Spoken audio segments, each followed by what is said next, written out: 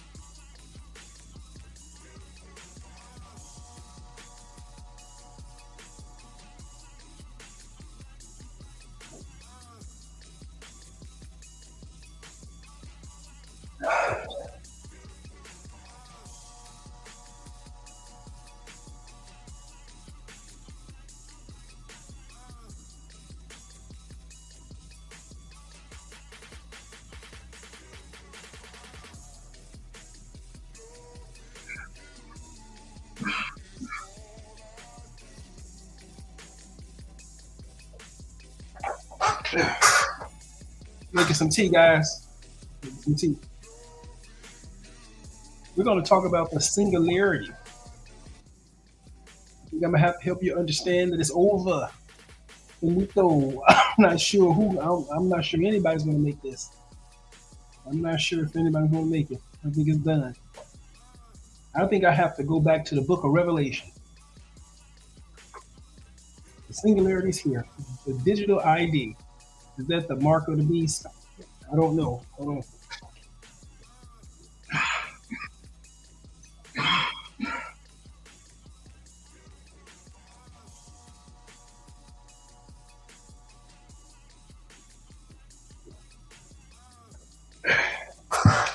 Let me see here.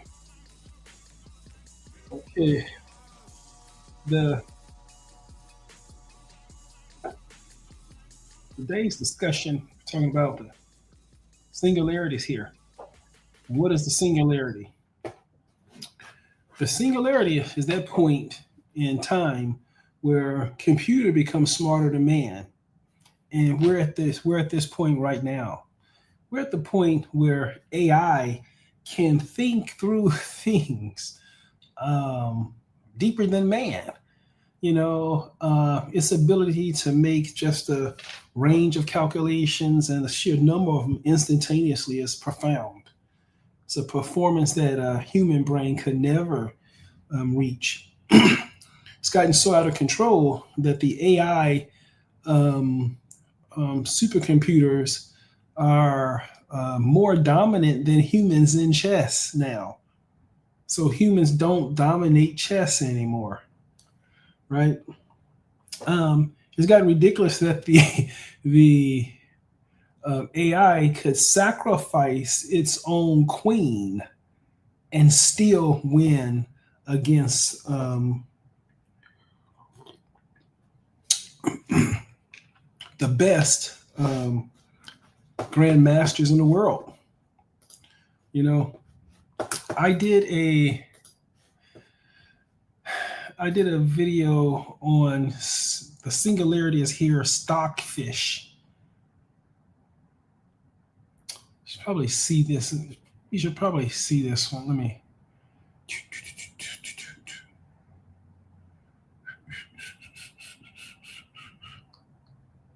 Stockfish. Okay, here. Stockfish versus Magnus Carlsen. And it's gotten to the point.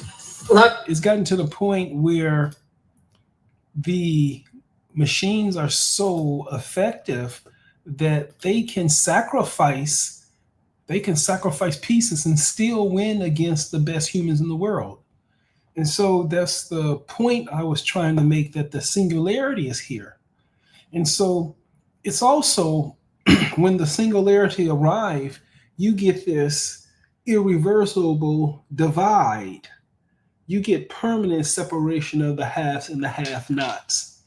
That's the most important thing I'm trying to get across when I talk to you about the importance of the singularity being here.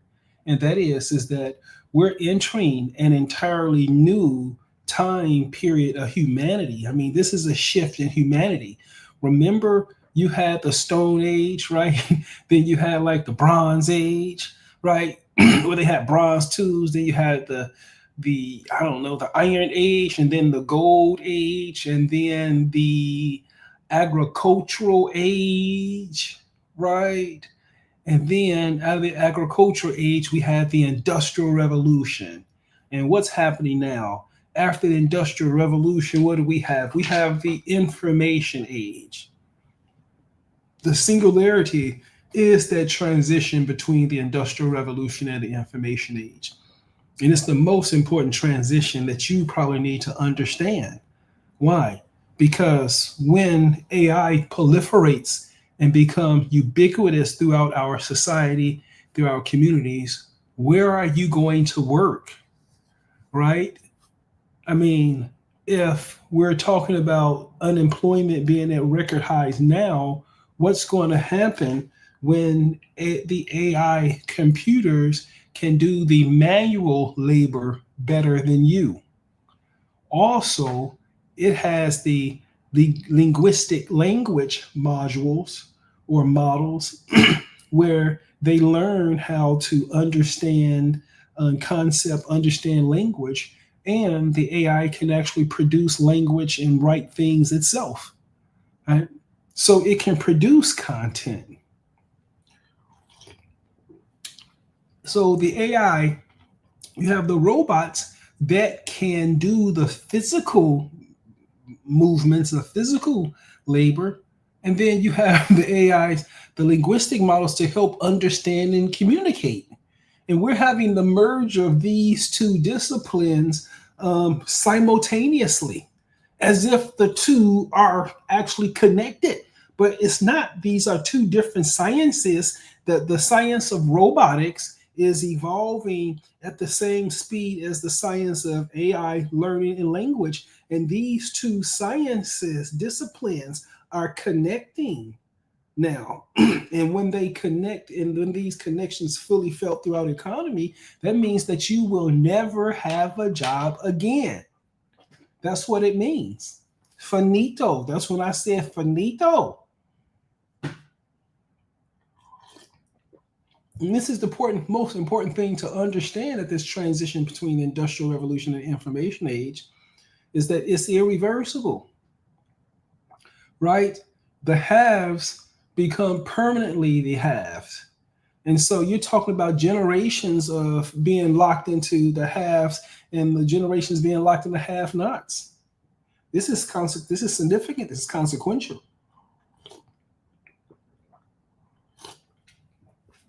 And so when you have the haves and the have-nots, you have to have some type of accounting mechanism, right?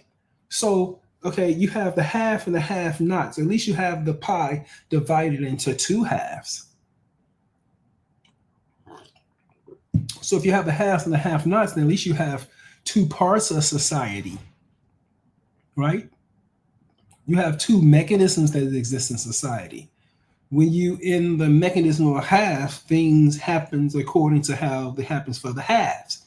If you're in the systems that happens for the have-nots, then they automatic things in your life automatically occur according to you based upon the things that happens in the have-nots, like carjackings, like bed hospitals,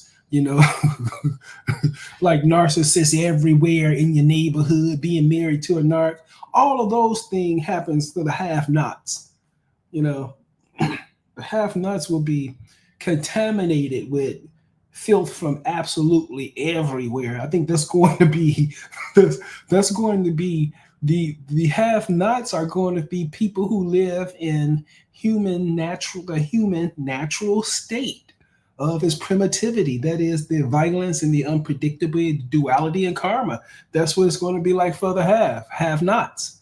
But for the haves, they'll have the capacity to create huge walls and barriers so that you can't get in. They'll be able to create huge moats that you can't swim across, right? There has to be some permanent barrier that separates the have and the have-nots, and it's going to have to be localized and enforced on all of us, meaning whatever mechanisms they're going to use to separate the have and have-not has to be in place and has to be engaged with all of us. You get what I'm saying? What I'm saying is that the singularity is here. We're going to see the separation of the haves and the have-nots.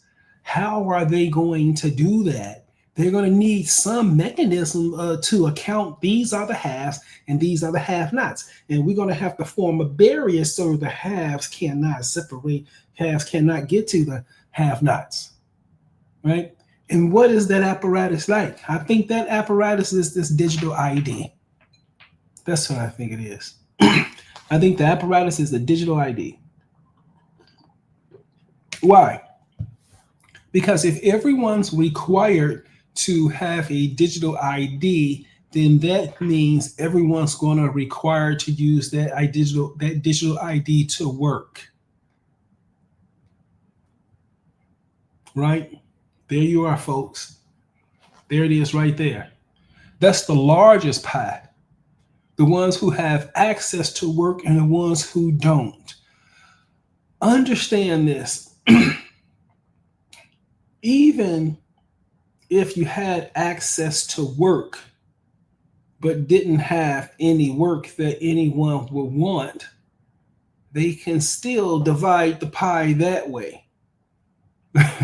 So they have almost unlimited capacity to create boundaries that fragment your life or lead you out of the pie, right? So at first, when you think about the issue over immigration, if you think about this issue over borders, right? If Trump's Department of Justice and the Immigration Enforcement Agency, whatever, if they're gun-ho on tracking individuals down, see the cost of that? It'll be easier simply to have require U.S. citizens get a digital ID in order to work. So I'm sure that this concept is going to, the concept of a digital ID is going to proliferate. And this is how I picked it up. Let me see. Picked it up here. Let me see. Let me go to YouTube. It's a country in Europe.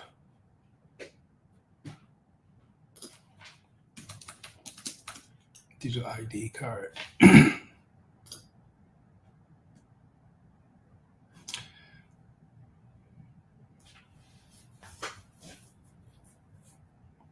So this like 7 hours ago.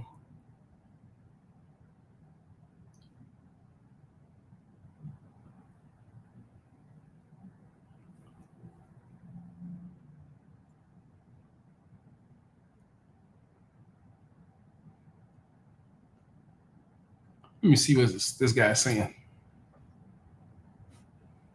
Eliminates all mold in 5 minutes, and nobody believes it's real. No one believed me at first. Hello. Well, in this edition, we're going to pick apart Starmer's responses to that huge government petition against the introduction of a national digital ID scheme. Welcome to Grey Matters. You all know about that petition that is against the introduction of digital ID cards for UK citizens. It has just under 3 million signatures, so it's very likely that you signed that petition, in which case you would have received an update in the form of a response by the government. But for those who haven't seen that response, we're going to go through it and pick apart the main points, because the government's response, in other words, Starmer's, is unbelievable. Remember, just because the petition reached 100,000 signatures doesn't mean it will be debated in Parliament, only that it will be considered for debate. And Let me In see what's this being one. called Orwellian, British Prime Minister. Let me see this. Let me see this. You know, I'm not affiliated with any of these type of belief systems or things like that. I'm just trying to get some news. ID mandatory for the right to work by the end of this Parliament. Let me spell that out. You will not be able to work in the United Kingdom if you do not have digital ID. It's as simple as that. British civil rights activist Emily Emanuel joins us now. So, Emily, what was your reaction? Now, we're talking about the transition between the Industrial Revolution and the Information Age. In the Information Age, of course, you'll have a digital ID. You're required to have a digital ID in the Information Age because you cannot get lost. Otherwise, there's no way to keep track of you in a digital system. So this is coming, whether someone likes it or not. Let me see here. So there's something big happening to the world right now that almost no one is talking about. And I think in the long term, this is going to change the way we all live our lives. And I'm talking about digital ID. This government will make a new free of charge digital ID mandatory for the right to work by the end of this Parliament. Let me spell that out. You will not be able to work. A digital ID can connect you to all sorts of things. Not only the right to work, restriction, if you have restrictions or things like that, or limitations, taxes, credentialing, whether or not you're licensed for things, the digital identity can be used across a broad range of areas to validate your person and to make it such that you can't duplicate yourself, right? So this is going to come whether you like it or not. It's going to come. It's already here. It's already here. United Kingdom, if you do. And that's the only cost-effective way to deal with immigration, right? It also gives government, law enforcement, or other areas to sort of target people for things. So, for example, you can be barred for working for a certain period of time, right? Or you could have your license suspended for a certain period of time, or you can be fined for your behavior. The problem we have now, particularly on the south side of Chicago, is that it's hard to address when groups target you.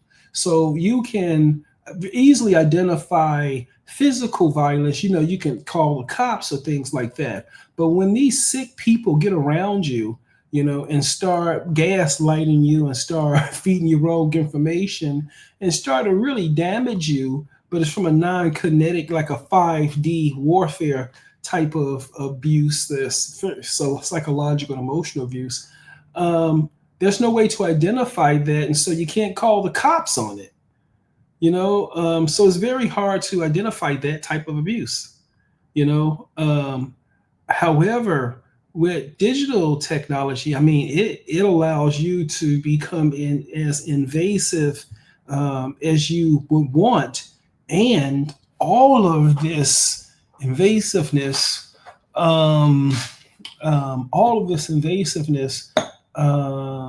can be achieved simply by having the AI have access to each individual's data. So having a digital life allows an AI to search that digital life and do things instantaneously. And says that's going to allow them to simply, if you can't work, if you don't have an ID, then you can't get paid electronically, right? If your ID is not habits, they're going to be able to turn on patient, turn off, and turn on things. So just look at this. So here, say goodbye to privacy. Have digital ID. Now, it might sound like it has nothing to do with economics or finance, and maybe it sounds boring, but the truth is, this is one of the most important changes that governments are pushing right now, and it's happening almost everywhere at the exact same time. In the US, at least 25 states have already launched digital driver's license programs. That means you can now pull out your phone instead of your wallet when you check into a flight, for example. And in Europe, they passed a law last year that makes it a requirement for all member countries to roll out a national digital ID wallet by 2026. In China, they just launched their version this summer, which links it to their social credit system. Countries like South Korea, Singapore, Nigeria, the United Arab Emirates are already doing this with their digital IDs. Now, you might have heard of digital IDs before, but I don't think most people really understand what it is because it's not being debated or talked about in Congress. It's not really trending on CNBC. And most people probably don't even realize that this is actually happening. Hello, my name is Adam Ferrari, the Chief Executive Officer of Phoenix Energy. I look forward to you joining us at our next investor webinar. But what's interesting, though, is that the United Nations has made it one of their goals, quote, legal identity for all by 2030. And the people funding it, of course, the World Economic Forum and the World Bank. And now Europe and the US are writing all of this into law. In just the last decade, the number of national digital ID programs have doubled. Today, over 100 countries either have one or are building one right now. Let me do this. Let me get to an AI explain.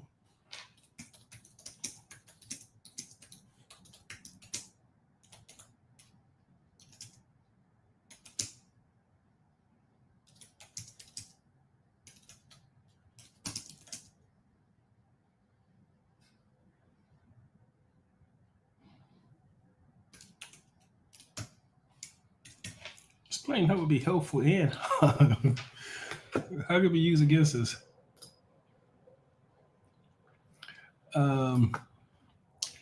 How digital ID could be helpful. Improve access and conveniences. Yeah, a national ID could streamline processes for accessing government and private sector services, such as applying for Social Security benefits, opening a bank account, verifying your age. This will eliminate the need to carry or present multiple physical documents. I think everyone who wants to protect their job is going to want this. Okay, reduce fraud identity by using advanced cryptogenic and biometric security features. A digital ID could be more difficult to forge than alter the physical document. This could reduce identity theft and help combat financial and tax fraud. And who wouldn't want that? Right? Who would want that?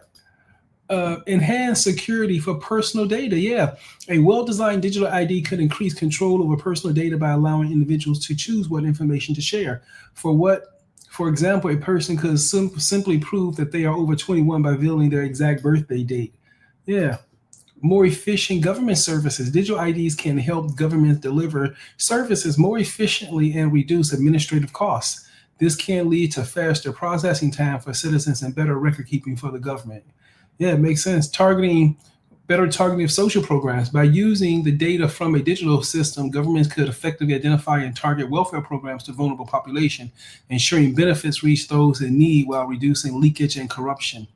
Yeah, very interesting. Okay. How a digital ID could be harmful. Increase government and corporate surveillance. Yeah. Yep. A national ID system, particularly is centralized, could serve as a tool for mass surveillance. It could enable governments and private companies to track and monitor citizen movements and activities by creating a digital trail every time the ID is used. Yeah, this is very interesting here. Now, this may not be a bad thing at all, right? Because remember, I believe that most of the crimes that are occurring to you now are the ones that psychological and emotional abuse. And these things can paralyze you. You know, the being in close proximity to one of the two of these sick, narcissistic people, they can really destroy your wealth, destroy your health, destroy your relationships, destroy the environments in. They can really do a lot of harm to you. But it's nowhere to track these type of things. But with this, of course it is now.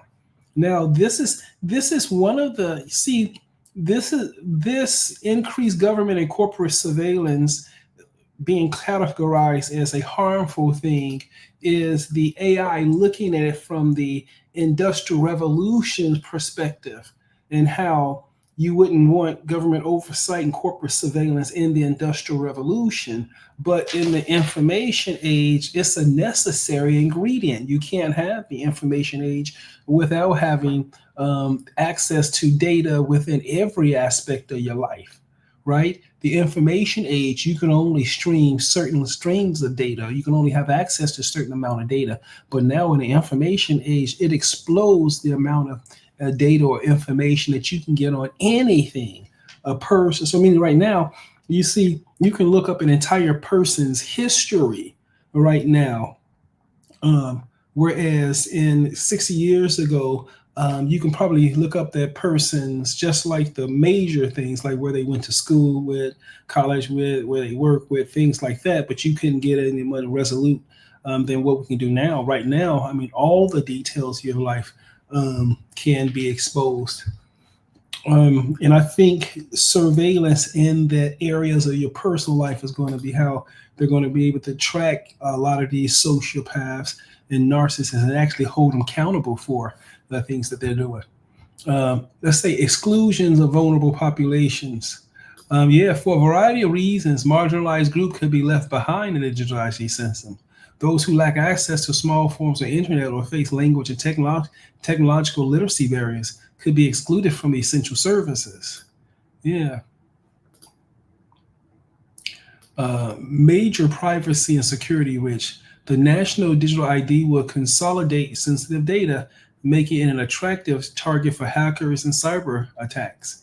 A single data breach could compromise the personal information of millions of citizens, unlike a compromised password. Stolen biometric data cannot be changed. Bias in automated system.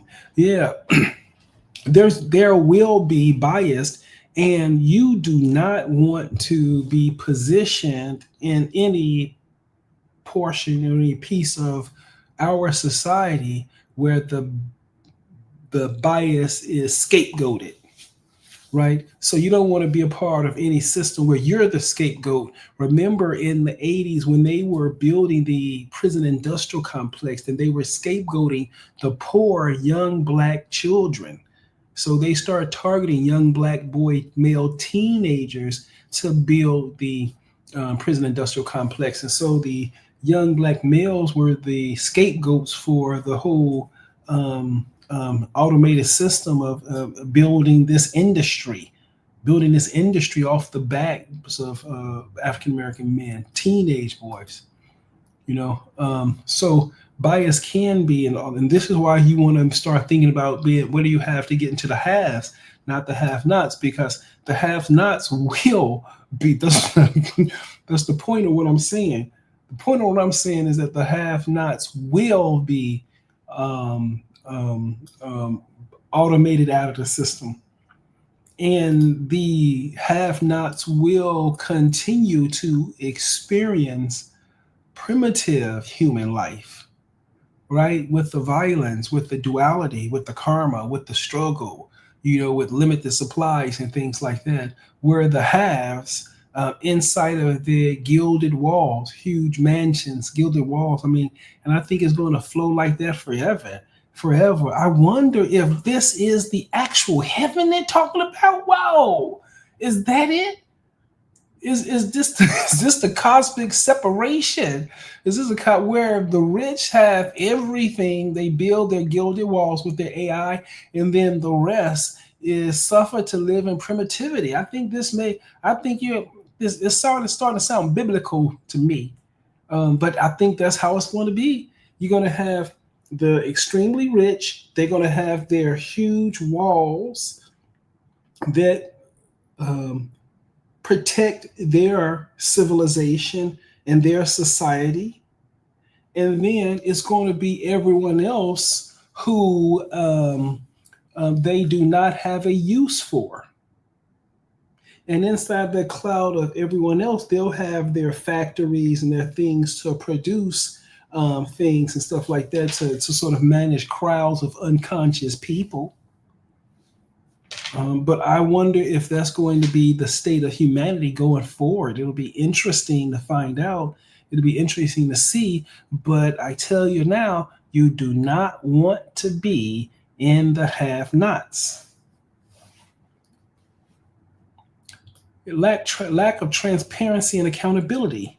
Without strong, transparent legal frameworks, individuals could be kept with little recourse for private violation, data misuses, or exclusions. Right. Yep. Potential for misuse and abuse of power. We see that. Wow. We see the technologically advanced societies committing genocide against the technologically unadvanced societies. A mandatory digital ID system, especially one with a centralized data storage, could be used to restrict freedoms and control access to rights and resources. This is going to force people to act right.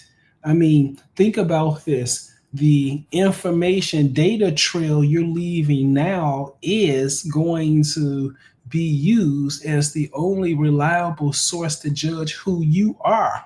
And I think just like that credit score, the concept of this social score, I think is coming soon.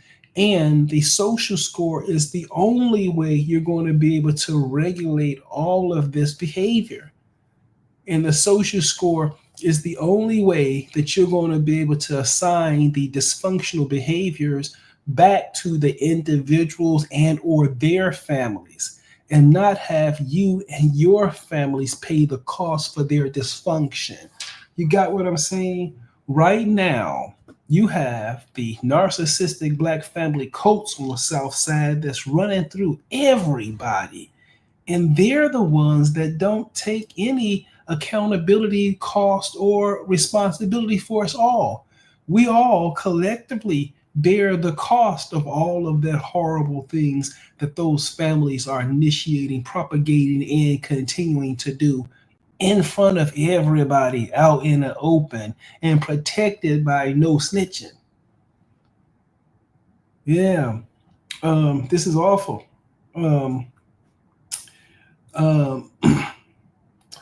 Let's say potential use and abuse of power. Okay. Let's see what else I had to say here.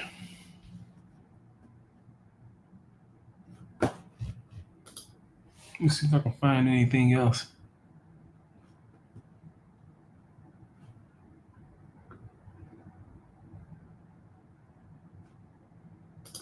Hey Pads, what do you think about this ID cards plan for the UK? Do you think it will stop talentless parasites sponging off the British people, getting massive state handouts, living in big houses for free without paying any tax? Marmalado, I'm not saying I was close to home, but it has the exact same zip code as you. But surely, as an illegal immigrant operating in the no questions asked cash-only black economy, aren't you worried about ID cards? No, Harry, I've been using them for years. Really? See, amigo, this week I'm Rupert the Bear. Last week I was Fuzzy Bear. And the week before that, I was Bear Grylls. Oh, top chap, eat 'em. That one was tough though, hombre. Having to be friends with Russell Brand and drinking my own urine just to keep the gropey guru away. Ay, ay, ay, ay, ay. Yeah, sounds awful. Still, count your blessings. At least you weren't Pooh Bear. Santa Maria del Defecato. Hey Pads, what do you think about this ID cards plan for the UK? Do you think it will stop talentless parasites? This is exactly why you should never Germany and... This is exactly why you should never... Let me see if I can find anything else on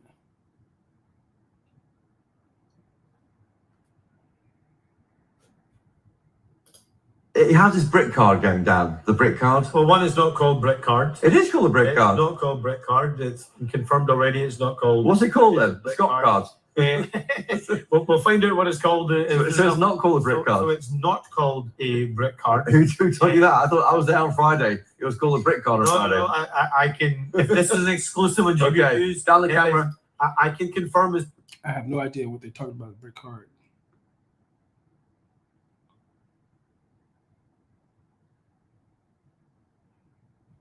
Oh, look, microchipping. If I died tomorrow, I would want all patients with memory lapses lasting more than 2. When Elias Brotberger goes to work, he doesn't need ID. And he doesn't need money. In fact, much of what he needs to get through the day is hidden right there, just below the surface, in his hand. Like touching? Yeah. Yeah. Oh, weird. Yeah, it's like a grain of rice. Yeah, a grain of rice. Embedded in his hand is a microchip that serves as his keys, his ID, and his wallet. Yeah, it's all on chip. So I use it like to get around the building. Buy snacks. Yeah, exactly. Let's buy some snacks. Exactly. So I can't open it. No. Okay. So what I need to do is I need to first blick my chip and it will log me in. And from there I get access to the fridge. Popular TV shows like Black Mirror have imagined chips as part of a dystopian future. Install in-grain procedure with local anesthetic and you're good to go. In Sweden, the microchips are already here. The microchip implants use the same technology that's in contact with credit cards, which have made cash pretty much obsolete in Sweden. No cash. At this tech fair, a chipping event for those on the cutting edge, merging their hands with this new technology. See, I did a podcast on where are all these missing children on the south side of Chicago. You know, like close to 20% of the murders on the south side of Chicago are actually children under 18 years old, you know, and then a huge proportion of them go missing, you know. This type of technology can potentially solve those things, you know. So instead of, because the risk, if you are a young Black woman on the south side of Chicago, the risk of violence is extremely high. And the number of people being number of teenage girls disappearing is staggering. So this is a technology that can be used in the healthcare system. Their families can sort of get implants to make sure that they can keep track of the kids who are living on the south side of Chicago, because once they leave out the home, it becomes very bad for them. It's a very dangerous place for them. A very dangerous place. And I think that's all I wanted to say for now. I think they didn't want anything to say from that.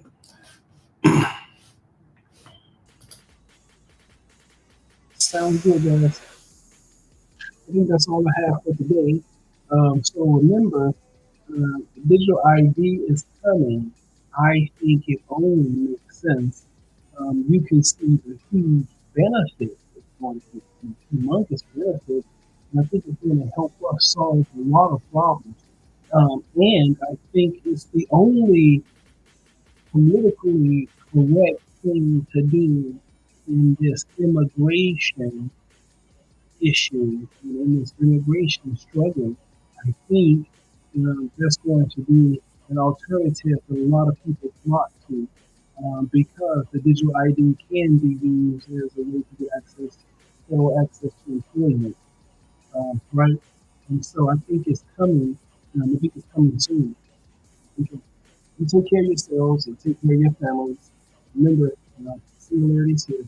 Read out. Take care, guys.